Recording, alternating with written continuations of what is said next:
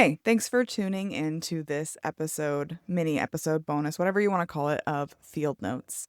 And for those of you who are new to this concept, this is essentially where we take back the polished and the rehearsed and the edited concept behind what we're doing with the growth signal, where we're interviewing leaders and we're having conversations about the future of customer relationships, how we build them, how we keep them, how we continue to lead as those expectations rapidly evolve.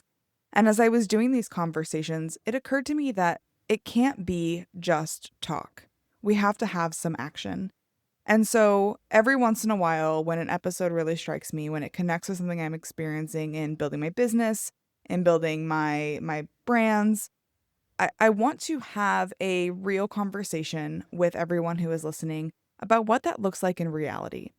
So I came up with this concept of field notes. And don't think of it as a podcast, don't think of it as a research paper.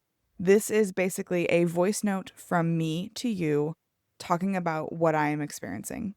And today's field note is kind of a reflection on an episode that just launched with Gabrielle Mills. And if you haven't listened to that episode, I would maybe go back and listen to it because it will make a lot more sense if you have heard that episode so that you can hear this little field note voice note. So, what stuck with me from my chat with Gabrielle was the idea that your business can't grow bigger than you're willing to grow yourself. Now, for me, personal growth isn't the problem. I am the ultimate early adopter. I've had every subscription to every micro learning app. I love deep dives. I love rabbit holes. I love the thrill of the solve. Living outside the comfort zone is actually my comfort zone. Now, where I've been challenged this year is focus. Back in January, I told the world that 2025 was going to be the year of focus, focusing on the things that are right, not just the things that are good. And there's a difference because when you're wired like me, everything shiny feels worth chasing. And I've been working really hard to make sure my story is cohesive, that every yes is in pursuit of my bigger goals. And that means saying no to something that looks really good, even and especially when it hurts in the moment, so I can say yes to the right things.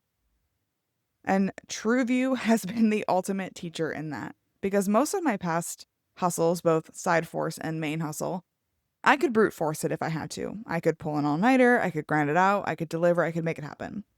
This one's different, because this time I am not doing it alone. In fact, I can't do it alone. I've got an incredible team beside me, and their fingerprints are all over what we're building. And it's already better than what I pictured in my head because it's not just mine anymore, it's ours. So here is my reflection. Here's my field note. Focus isn't just about narrowing my energy. It's about surrounding myself with people who already share that early adopter spark. People who get excited about trying something new, who love the thrill of the solve as much as I do. And if that's you and you're hearing this, I want you to raise your hand, join my community.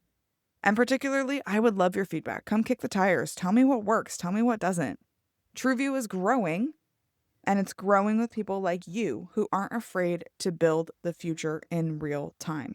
If that sounds like you, if you are the type of person who wants to kind of put your hands on things before they have really entered the market, that true early adopter, send me a message. Send me a LinkedIn message, an email, shoot me a text, a smoke signal, carrier pigeon, whatever you need to do to get in touch. I want to hear from you. Let's build something incredible together.